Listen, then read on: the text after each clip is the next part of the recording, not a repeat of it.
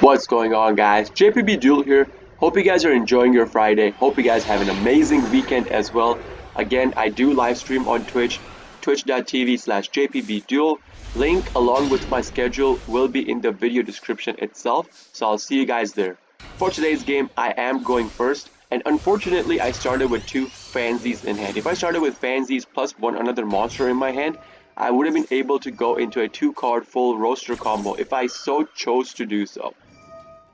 Now, I start my combo off by normaling out Fansies, go into my Meowmoo, activate Fansies, which my opponent uses Ash Blossom to negate.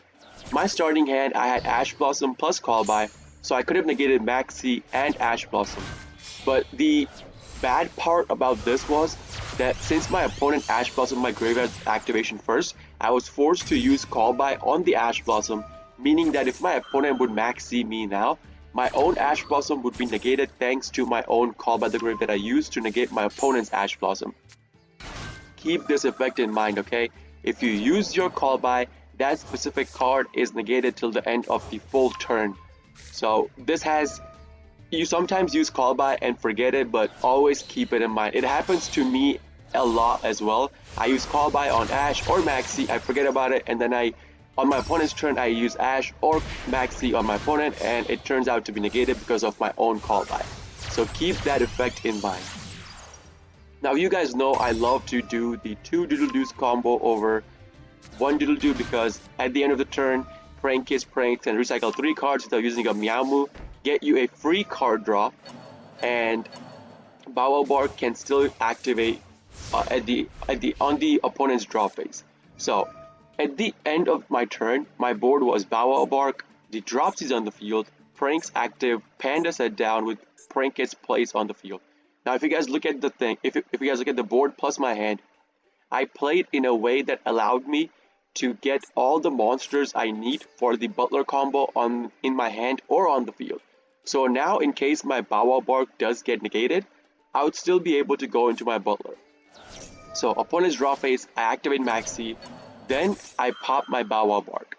Now, if you guys don't know by now, if you guys are new, the reason why I pop my Maxi on draw phase is because in case my opponent is playing a combo deck, they have a Call by the Grave in their hand or a negation towards Maxi, they will be forced to use that negation on Maxi so that they could combo and not have nothing on the field, rather than negating your Bow Wow Bark. So your Bow Wow Bark could safely go through if your opponent negates your Maxi. So no negations, now my opponent is under Maxi, and I have all the cards I require in my hand to go into my Butler. So there is a tip I'll give you right here. When I recycled using Pranks, I did recycle a copy of Dropsies. I should not have done that. What I should have done, because my Maxi result, right? My Maxi result, and as you guys saw, my opponent just showed me he's playing the dangerkaiju deck. That means he'll special summon out a bunch of times. That means I could have drawn into a Nibiru. So if I had not recycled Dropsies, if I had used the Bow Wow Bark, I already had Fansies plus Lamsies in my hand at the end of my turn. If I had kept the Dropsies in my graveyard and activated Bow Wow Bark to get the Dropsies in my hand, that would have mean if I draw into a Nibiru, I would have been able to Nibiru my opponent first if it pushes past 5 specials, and then I would have been able to activate Pandemonium to go into my Butler after I Nibiru my opponent. So if he had more plays after I Nibiru my opponent, I would still have 2 Butler pops on the field. So you guys will see right now, my opponent is taking the Maxi challenge, okay? And what do you know? I draw into a Nibiru. As I said before, if I had recycled in the way that I told you, if I had kept the Dropsies and got the Dropsies back using my Bow Wow Bark, that means I would have had all the cards I required for the Butler combo in my hand, and the Dropsies on the field would not matter to us. So I could have nibbed my opponent once he pushes past 5 specials, and then use Butler to go into my combo.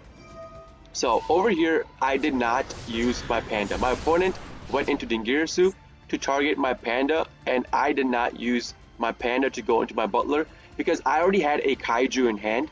Plus, I was hoping that I would be able to nib my opponent. So he goes into battle phase because he's gonna go into Zeus regardless, right? Like once he goes into Dingirsu, either Lancelot or Dingirsu means that he will be going into a Zeus play. Now Zeus is a 4th special summon, so I could not nib my opponent. But again, I have a Kaiju in my hand. If I did not have a Kaiju in my hand, I would not have, even if I had the nib in my hand, I would have made the Butler play happen. I would not have not made the Butler play happen.